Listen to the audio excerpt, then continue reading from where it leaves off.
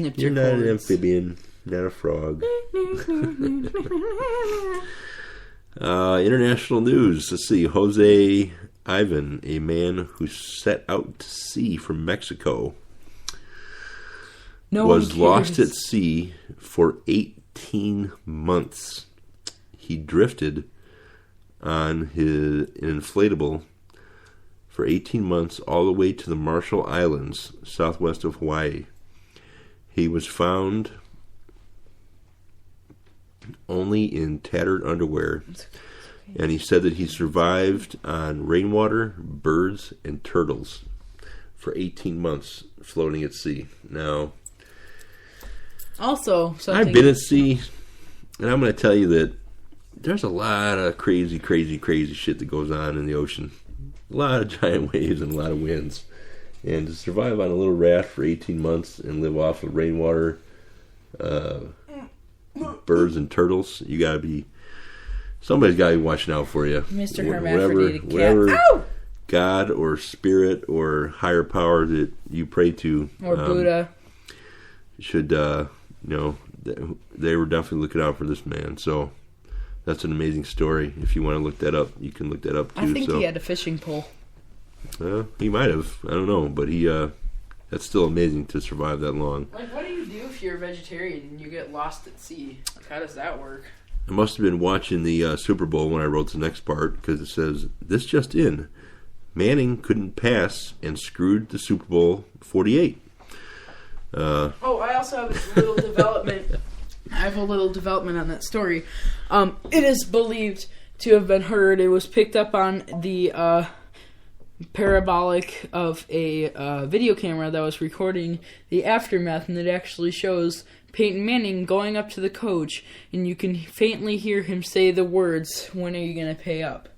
So... Really? Where did this story expose itself from? It's all over the news feeds of social media from the child standpoint, and I heard it all about when I was in school, so...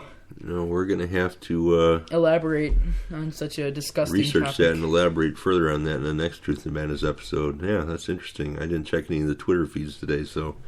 Wow, okay. There you go. Never mind that noise. That was dog and cat trying to kill each other. Because your cats and your dogs, you're fighting with those of you who are familiar with the awesomeness of the Great Barrier Reef in Australia and who've been lucky enough to dive on it and know how beautiful it is are going to be upset because the Australian authorities have given permission to coal port companies to start dumping dredge waste on the Great Barrier Reef in an attempt to create a coal shipping lane over the top of the reef. Of course, Greenpeace is up in arms, and I can't really figure out why they would want to do that. Can the ships not pass over the reef without the dredge waste there? The Frijoles Negro is very upset about the topic. I don't understand this. There wasn't a whole lot in the story that I read about it other than just the announcement of it. So if anyone has any information as to why they would need to do this in order for ships to pass over that area, please write us email truthandmadness@hotmail.com and let us know. Because I'm curious as to why they would need to do that. A Russian whistleblower says his life is under threat for exposing the Sochi Olympics corruption. According to ABC News, he alleges officials in the office of President Vladimir Putin demanded payoffs in exchange for Olympic construction contracts that he was trying to obtain for his business. That's sarcastically a huge surprise. Imagine that. Corruption in politics. And imagine even further, corruption in politics in Russia. Nobody saw that one coming. That's like saying, "Oh, there's going to be jelly on my peanut butter and jelly sandwich." No. What? What? Did you say jelly? Do you mean the other half of the word? Peanut butter and jelly? I wonder why that's in there. Also, yeah, I don't know why I understand it's in the news, but I don't know why people would think that it's that big of a surprise, to be honest with you. There's corruption in all politics, and it's even worse in Russia. In Russia and a lot of other countries in Asia and the Middle East and third world countries. So it's not a surprise. But yeah, look that story up and see what you can find out about it. Let's see. A religious relic from the Church of San Pietro della Luce, containing some of Pope John Paul II's blood, was stolen over the weekend. Last weekend. Police believe it is the work of Satanists. The relic was a piece of gauze with some of Pope John Paul's blood on it from a 1981 assassination attempt. Those of you who are old enough to remember, Pope John Paul II did have an assassination attempt on his life, and apparently, obviously there was blood, and some of it was absorbed by gauze, and this relic was an encased piece of... Did he actually die? Did the Pope die? No, he did not. It was an assassination attempt. Emphasis so anyway, it's one of the 3 known relics to exist with his blood on it. And during the same robbery, a crucifix was also stolen. They're not sure why, but the blood, however, will become much more valuable than it normally would have been in this upcoming April of 2014, when Pope John Paul will be declared a saint. Really? So, Pope John Paul II, will be declared a saint. So apparently, rather than being Satanists, it may have something to do with the monetary value. Possibly. Also, I was just wondering, personally, I wonder if they're just going to get all Jurassic Park up in here and just start using the blood and replicating so that there's like an army, so that they're going to start crusades of John Paul Jones. John Paul Jones? John Paul Jones. Pope John Paul II, you mean? Whatever. Sounds better when you say Jean Paul Jean. John Paul Jones. I said Jean Paul Jean. Oh, man. Like Jean-Luc Picard. Jean Paul Jean. Don't judge me. Okay. Don't judge me, monkey. Okay, the question of the day. Last week, our question was, what was the mega continent called when millions and billions of years ago, when all of the continents on Earth were connected as one big continent? And the answer is Pangea. Pangea was the name of the megacontinent. Which is also kind of debated on whether or not they believe that was the very first supercontinent. It's the very first one where life was supposedly to have existed, but there's thought that there might be another continent that was before it, that was from Granite Planet, which would have been where the Granite Planet was the very first supercontinent, because there was a period in time where pillow lava shooting out from under the oceans finally got up, and it enveloped 90% of the Earth.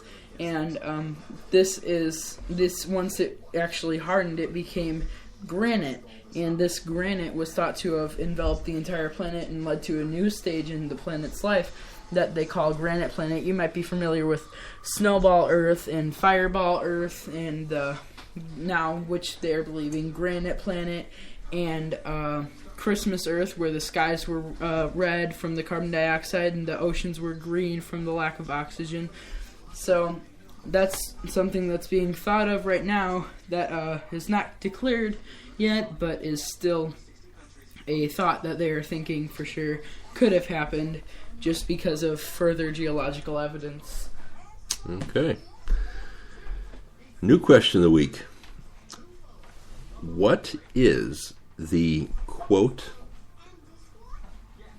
unquote, jelly donut of Mars refer to? So, if you guys have the answer to that question, email it to truthandmadness@hotmail.com or contact us on Facebook, our Facebook page, Truth and Madness, or our Twitter, at Truth Madness 0, at Truth Madness and the number 0. Also, you can contact us by adding hashtag Truth and Madness to either Instagram or Twitter. So just let us know, and if you get the question correct, you'll be entered with all of the other people who got the answer correct into a drawing to win a free autographed Truth and Madness t-shirt. The movie of the week this week we want to talk about is called The Man with One Red Shoe. It's an oldie but a goodie. Tom Hanks, Jim Belushi, Dabney Coleman, David Ogden Stiers, and Laurie Singer. A great comedy / spy movie. It has a lot of good comedic timing and a great story, and I think you guys will love it. So check it out, The Man with One Red Shoe. The Candle Castle update.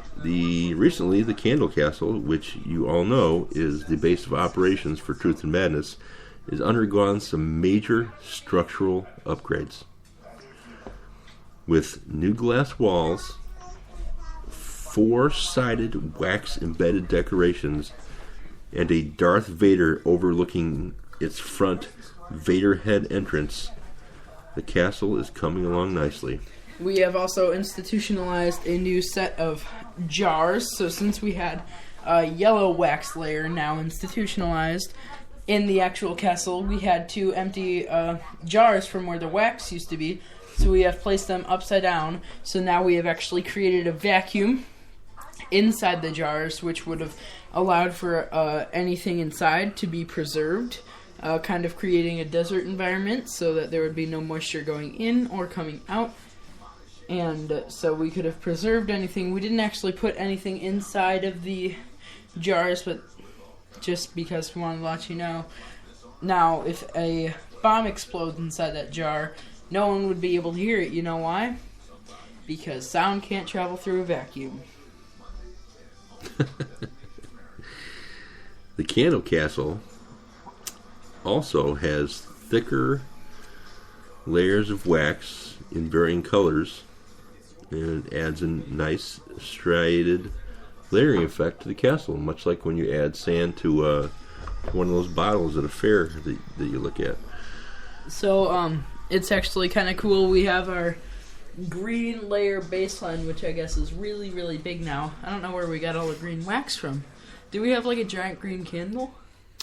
Oh no, we had the 2 green candles that we bought. Yeah, the 2 green ones we melted down. And then it goes to a red layer, and then a kind of pinkish layer, and then a white layer, more pink, more red, and then it gets up to our pink, and then a yellow, and then our white now, and then now we're getting to the blue layer that we're going to be adding. All right. That is the Candle Castle update. We will have new pictures posted on our Instagram soon of the Candle Castle, so check it out.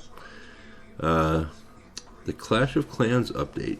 The Truth and Madness clan is growing, and as we had predicted, all are welcome to join, and we only ask that you take your clan commitment seriously. We gladly share resources to help out our fellow clan members, and we expect the same in return. Soon we are going to be able to give out hog riders, and we are already able to give out minions, high-level healers, and we are also working on being able to get out dragons. So yeah, so please please don't join for like 2 hours just to ask for troops and then leave. We want to make the clan Truth and Madness the best it could be.